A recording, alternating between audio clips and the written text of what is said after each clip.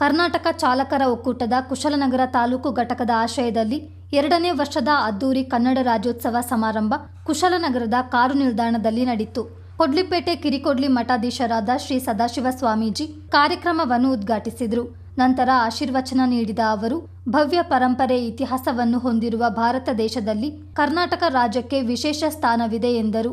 ಭಾಷಣ, ಸಾಹಿತ್ಯ, ಸಂಸ್ಕೃತಿ ಮತ್ತು ಧರ್ಮ ಒಂದು ರಥದ 4 ಚಕ್ರಗಳಿದ್ದಂತೆ. ಇವೆಲ್ಲವೂ ಕ್ರಿಯಾಶೀಲವಾಗಿದ್ದಾಗ ಮಾತ್ರ ಸದೃಢ ರಾಜ್ಯ ಕಟ್ಟಲು ಸಾಧ್ಯ. ಕನ್ನಡ ಭಾಷೆಯ ಬಗೆಗಿನ ಕೀಳರಿಮೆ ಸಲ್ಲದು. ಭಾಷೆ, ಸಾಹಿತ್ಯದ ಉಳಿವಿಗೆ ಕನ್ನಡಿಗರು ಒಟ್ಟಾಗಿ ಶ್ರಮಿಸಬೇಕೆಂದು ಹೇಳಿದರು. ಒಂದು ಭಾಷೆ, ಸಾಹಿತ್ಯ, ಅದೇ ರೀತಿ ಸಂಸ್ಕೃತಿ, ಧರ್ಮ, ಈ 4 ಕೂಡ ಒಂದು ರಥದ 4 ಚಕ್ರಗಳಿದ್ದ ಹಾಗೆ. ಈ 4 ಕೂಡ ಕ್ರಿಯಾಶೀಲವಾಗಿ ಕೆಲಸ ಮಾಡಿದಾಗ ನಮ್ಮ ಭಾಷೆಯನ್ನು ಅತ್ಯಂತ ಸದೃಢವಾಗಿ ನಡೆಸಲಿಕ್ಕೆ ಸಾಧ್ಯ ಯಾವತ್ತೂ ಕೂಡ ಆಗ್ತಕ್ಕಂಥ. ಅಂತಹ ಸಂದರ್ಭದಲ್ಲೇ ಎಷ್ಟೇ ಕ್ಷೀಣವಾಗಿ ನಮ್ಮ ಭಾಷೆ ನಶಿಸೇ ಹೋಗ್ತಾ ಇರ್ತಕ್ಕಂಥ ಒಂದು ಯೋಜನೆಯನ್ನು ನಾವು ಮಾಡ್ದೇನೆ ಯಾವತ್ತೂ ಕೂಡ ಎಷ್ಟೇ ಭಾಷೆಗಳು ಇದರ ಬಗ್ಗೆ ಆಕ್ರಮಣ ಮಾಡಿದರೂ ಕೂಡ ನಮ್ಮ ಕನ್ನಡ ಭಾಷೆ ಅತ್ಯಂತ ಸದೃಢವಾಗಿ ಸ್ಫುಟವಾಗಿರೋದ್ರಿಂದನೇ ಯಾವತ್ತೂ ಕೂಡ ಎಲ್ಲ ಸಂಘಟನೆಗಳು ಅದನ್ನು ಆಚರಣೆ ಮಾಡ್ತಾ ಬರ್ತಕ್ಕಂಥದ್ದು.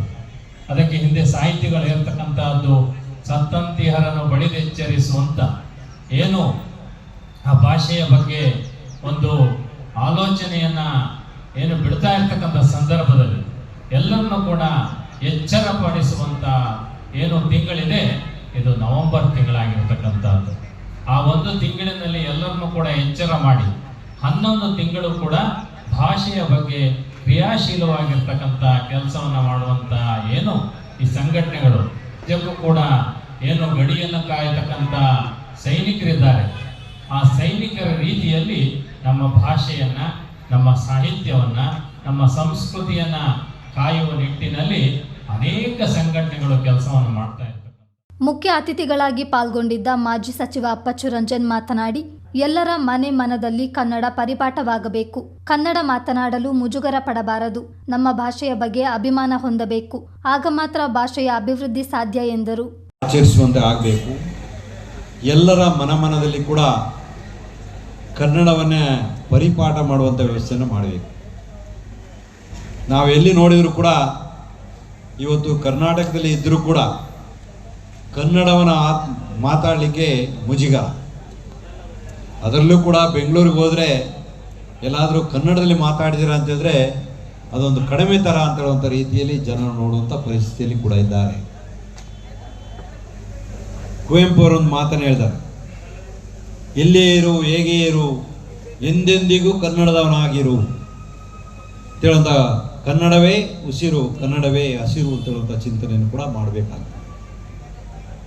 ಈ ಕರ್ನಾಟಕ ರಾಜ್ಯದಲ್ಲಿ ಇವತ್ತು ಯಾವುದೇ ಜನಾಂಗದವರು ಇದ್ದರೂ ಕೂಡ ಎಲ್ಲರೂ ಕೂಡ ಕನ್ನಡಕ್ಕೆ ಒತ್ತು ಕೊಡುವಂಥ ಕೆಲಸವನ್ನು ಮಾಡಬೇಕು. ಆದರೆ ಇವತ್ತು ನಾವು ದೊಡ್ಡ ದೊಡ್ಡ ನಗರಗಳಲ್ಲಿ ನಾವು ನೋಡ್ತೇವೆ, ಇವತ್ತು ಬೆಂಗಳೂರಿಗೆ ಹೋದರೆ ಎಲ್ಲ ಎನ್ನಡ ಎಕ್ಕಡ ಅಂತ ಮಾತಾಡೋರೇ ಇದ್ದಾರೆ ಜಾಸ್ತಿ. ಅದರಲ್ಲೂ ಕೂಡ ತಮಿಳುನಾಡಿನವರು ಅವರ ಭಾಷೆ ಅಭಿಮಾನ ಎಷ್ಟರ ಮಟ್ಟಿಗೆ ಇಟ್ಕೊಂಡಿದ್ದಾರೆ ಅಂತ ಹೇಳಿದ್ರೆ, ಅವ ಯಾವ ಊರಿಗೆ ಹೋದರೂ ಕೂಡ ತಮಿಳಲ್ಲೇ ಮಾತಾಡೋಕೆ ಶುರು ಮಾಡ್ತಾರೆ. ಕರ್ನಾಟಕ ಚಾಲಕರ ಒಕ್ಕೂಟದ ಸಂಸ್ಥಾಪಕ ರಾಜ್ಯಾಧ್ಯಕ್ಷ ಜಿ ನಾರಾಯಣಸ್ವಾಮಿ ಮಾತನಾಡಿ, ಕರ್ನಾಟಕದಲ್ಲಿ ಕನ್ನಡ ಪ್ರಜ್ವಲಿಸುತ್ತಿರುವುದಕ್ಕೆ ಚಾಲಕರೇ ಕಾರಣ. ಚಾಲಕರು, ಮಾಲೀಕರು ಕನ್ನಡ ಉಳಿವಿಗೆ ಸದಾ ಮುಂಚೂಣಿಯಲ್ಲಿದ್ದಾರೆ. ಚಾಲಕ ವರ್ಗ ನಾಡು, ನುಡಿ, ಜಲಕ್ಕಾಗಿ ನಡೆಯುವ ಹೋರಾಟದಲ್ಲಿ ಸದಾ ಮುಂದಿರ್ತಾರೆ. ಈ ಕಾರ್ಯ ಬಹಳ ಹಿಂದಿನಿಂದಲೂ ಮುಂದುವರೆದುಕೊಂಡು ಬಂದಿದೆ. ಎಲ್ಲರೂ ಒಗ್ಗೂಡಿ ಇಂತಹ ವೈಭವದ ಕಾರ್ಯಕ್ರಮ ಆಚರಿಸುವಂತಾಗಬೇಕು. ದೇಶಾದ್ಯಂತ ಚಾಲಕರ ಒಕ್ಕೂಟ ಮೂಲೆ ಮೂಲೆಯಲ್ಲೂ ಪಸರಿಸಿರುವುದು ಹೆಮ್ಮೆಯ ಸಂಗತಿ ಎಂದರು.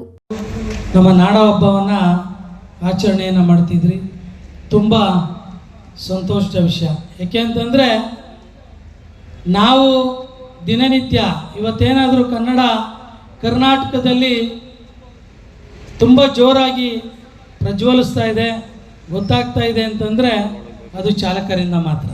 ನೀವು ನೋಡಿರ್ತೀರಿ, ಪ್ರತಿ ವಾಹನದ ಮೇಲೆ ಆಟೋ ರಿಕ್ಷಾ ಇರ್ಬೋದು, ಕಾರ್ ಇರ್ಬೋದು, ಲಾರಿ ಇರ್ಬೋದು, ಬಸ್ ಇರ್ಬೋದು, ಮ್ಯಾಕ್ಸಿ ಕ್ಯಾಬ್ ಇರ್ಬೋದು, ಯಾವುದೇ ಒಂದು ವಾಹನದ ಮೇಲೆ ನವೆಂಬರ್ ತಿಂಗಳು ಬಂದರೆ ಕನ್ನಡದ ಧ್ವಜವನ್ನು ಕಟ್ಟಿರ್ತೀವಿ.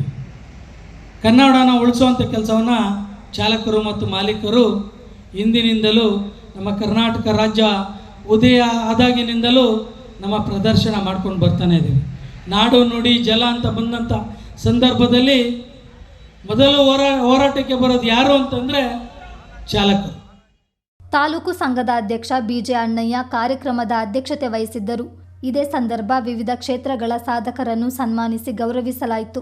ವೇದಿಕೆಯಲ್ಲಿ ಕೊಡಗು ಜಿಲ್ಲಾ ಕನ್ನಡ ಸಿರಿ ಸ್ನೇಹ ಬಳಗದ ಅಧ್ಯಕ್ಷ ಬಿಎಸ್ ಲೋಕೇಶ್ ಸಾಗರ್, ಚಾಲಕರ ಒಕ್ಕೂಟದ ರಾಜ್ಯ ಸಂಚಾಲಕ ಕೃಷ್ಣರಾಜ ಅರಸ್, ರಾಜ್ಯ ಪ್ರಧಾನ ಕಾರ್ಯದರ್ಶಿ ಯೋಗೇಶ್ ಗೌಡ್ರು, ಸಂಘಟನಾ ಕಾರ್ಯದರ್ಶಿ ಮಣಿಕಂಠ ಎಂಎನ್, ಎಸ್ಆರ್ ಗೌಡ್ರು, ಬೆಂಗಳೂರು ನಗರಾಧ್ಯಕ್ಷ ಸುಶ್ರುತ್, ಕಾರ್ಯಾಧ್ಯಕ್ಷ ನಾಗರಾಜ್, ಕರವೇ ಜಿಲ್ಲಾಧ್ಯಕ್ಷ ದೀಪಕ್, ಕೊಡಗು ಜಿಲ್ಲಾ ಆಟೋ ಚಾಲಕರು ಮತ್ತು ಮಾಲೀಕರ ಸಂಘದ ಅಧ್ಯಕ್ಷ ಮೇದಪ್ಪ, ಒಕ್ಕೂಟದ ಗೌರವಾಧ್ಯಕ್ಷ ಎಸ್ಎಸ್ ಫಯಾಜುದ್ದೀನ್, ಒಕ್ಕೂಟದ ಕೊಡಗು ಜಿಲ್ಲಾಧ್ಯಕ್ಷ ಸೈಯದ್ ಮುಜೀಬ್, ಉಪಾಧ್ಯಕ್ಷ ಕೆ ಚಂದ್ರು ಸೇರಿದಂತೆ ಜಿಲ್ಲಾ ಹಾಗೂ ತಾಲೂಕು ಘಟಕದ ಪದಾಧಿಕಾರಿಗಳು ಹಾಜರಿದ್ದರು. ಬೆಳಗ್ಗೆ ಕನ್ನಡ ಧ್ವಜಾರೋಹಣ ಮೂಲಕ ಸಮಾರಂಭಕ್ಕೆ ಚಾಲನೆ ನೀಡಲಾಯಿತು. ಕೊಡಗು ಗಡಿ ಭಾಗದಲ್ಲಿರುವ ಕಾವೇರಿ ಮಾತೆ ಪ್ರತಿಮೆಗೆ ಪೂಜೆ ಸಲ್ಲಿಸಿ ಮೆರವಣಿಗೆಗೆ ಚಾಲನೆ ನೀಡಲಾಯಿತು. ಸದಾಶಿವ ಸ್ವಾಮೀಜಿ, ರಾಜ್ಯಾಧ್ಯಕ್ಷ ನಾರಾಯಣಸ್ವಾಮಿ, ಸಂಚಾಲಕ ಕೃಷ್ಣರಾಜ ಅರಸ್ ಅವರನ್ನು ಮೆರವಣಿಗೆ ಮೂಲಕ ವೇದಿಕೆಗೆ ಕರೆತರಲಾಯಿತು. ವೇದಿಕೆ ಕಾರ್ಯಕ್ರಮದ ಬಳಿಕ ಸಾಂಸ್ಕೃತಿಕ ಕಾರ್ಯಕ್ರಮಗಳು ಜರುಗಿದವು.